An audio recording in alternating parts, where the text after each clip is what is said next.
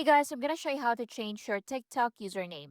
Changing your TikTok username is quick and only takes a few steps. So to start, open TikTok app and tap on profile at the bottom right. Then select edit and tap on your username and enter your new username. Then tap on save at the top right. So take note that your username can be changed once every 30 days. So you can change it again after 30 days.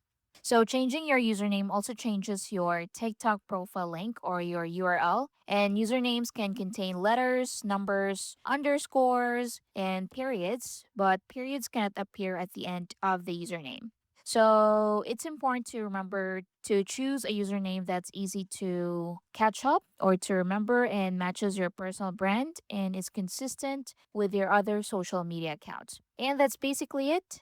So again, you just need to go to your profile at the bottom right, then click on edit at the top. So select edit just below your profile picture, then select username. Then type in your new username and tap on save.